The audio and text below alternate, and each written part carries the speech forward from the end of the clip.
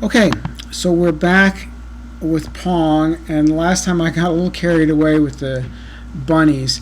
And in general, you don't want to leave something that's kind of working, not really working, before you go on to anything else. So what I'm going to do, just to, because I want my everything to be working, I'm going to take out this score change, and that's always something I could go back and revisit and try to do again. But for now, I'm going to leave it out. So I'm going to take it out of backpack T1. So T1 now is the one that I want, and the other ones I don't want. But there might be some hidden ones, and one way to uncover your hidden ones, I could click on the backpack, and that might. Oh no, that doesn't do it. So sometimes what you can do is, if you have backpacks already open, you can click on this guy and it'll close or open backpacks. But I guess you have to already have them open. But the other thing you can do is, you see this public procedures area here? I'm going to go to this tab here that kind of, the picture almost looks like this icon here, like a tiny version of that one. And this shows you I'm on page 1, and these are all the objects that I have on page 1. I have my ball, my paddle, my score text box, my button, my fanfare sound embedded in there, and I have these turtles, T1 through T7. So remember, T1 was the one that I wanted to keep. And actually, I think, yeah, I can open the backpack from here. I could open T2's backpack, and this will show me that T2 is right there. So, but also what I can do is I can remove these guys from here. So remove, and it'll remove the ones that I don't want. I think maybe I could pick more than one. Let me see. I'm going to hold down the. I picked the first one. I'll hold down the Shift key. Oh no. You have to do them one at a time. So let's see. Move.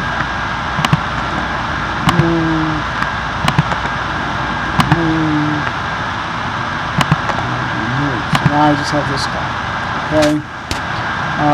And then this is the one I want to copy now. So I'm going to do my trick that I did before, dragging the text box so it overlaps.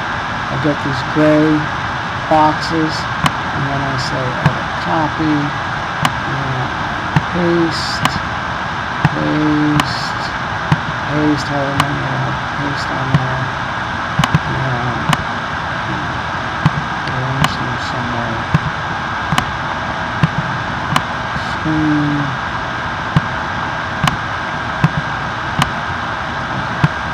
And now what will happen is it's just going to bounce off of them. So, and it's a good thing to test. So let's see, use the mouse to control it. Okay.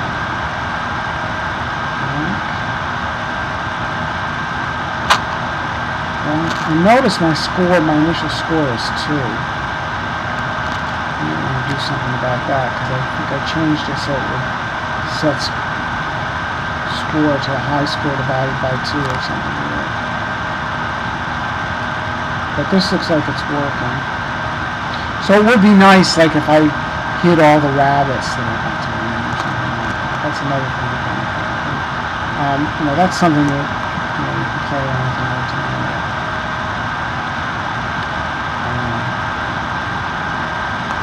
So again, I have to lose. Let me let myself lose. I'm going to 1. I'm going to 0. And boom, boom. And I'm going to say yes just to start it, just to make sure it starts all my bunnies show up and everything. So I'm going to hit, I'm going to hit OK, and then just hit the stop tool. Okay, so that's good. And then, so that's the bricks thing. So these are my bricks for little bunnies. So then the next thing it says is levels or speed.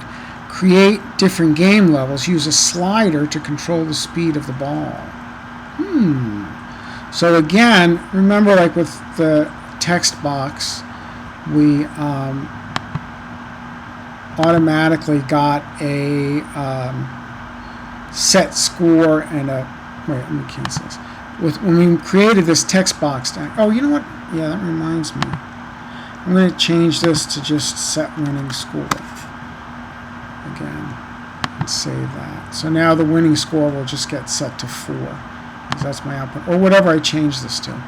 Okay, so anyway, when we created this text box, this score text box, we automatically got, remember, set score, we could say set score 5, or we could show score, or go forward score, right?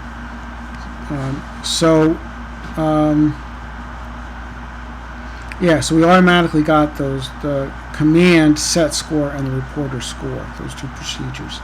So now when we do a slider, we can make a slider, and they suggest calling it speed because that's what we're going to use it for. And let's say OK here. So now with this guy, we automatically get a reporter called speed. If I say show speed, or if I say forward speed, it goes forward 50. Okay, so what I can do here is to vary the speed of the ball. If I say, and also you also have a set speed, just so I can show you. If I say set speed to 75, it sets it to 75. Okay, so let's see. So the ball, we want to change the speed of the ball, right? So this is where we have the forward. Instead of saying forward 7, we could say forward speed. Okay, and that will make us now go forward whatever's on here. 75 seems like way too much. Another thing we can do, actually, I think I'm gonna try to edit this guy. If I click on, I hold Control key, click on that thing, I get edit. I think I'm gonna make it go from 0 to 9 instead of 0 to 99, and I'll start it out at 5. Let's see how that goes. And you can always play around with this and change it. So now, yeah, and I already changed this guy so it'll go forward speed, right? So this is a way of changing the level of difficulty. So let's use the mouse to control the speed. So now he's only going 5. Okay, but I could, if I want to make it more challenging, I can make it 9. Actually, that's not much of a big change. So I think what I'll do is edit this again. I guess I gotta click on this thing. Edit and make the maximum, how about 19? And start it out at 10. So let's see what that feels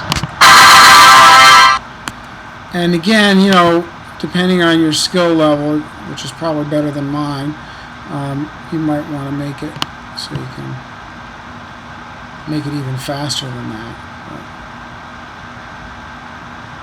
So that's a way of playing with levels of difficulty.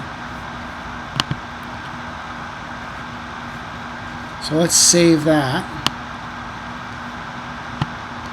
And then in the next bit, it looks like we're going to work on making a roof and a floor to bounce off of. So remember, the bounce procedure that we had before works for bouncing off the walls, but if we're because if we are facing 270 and this is, in other words, 270 is the same as minus 90. So if we flip that and go plus, we're going to be going this way. So that's good. And we already talked about that in other videos, so I'm not going to go too much in depth. but it won't work if we're going 0 and we try to set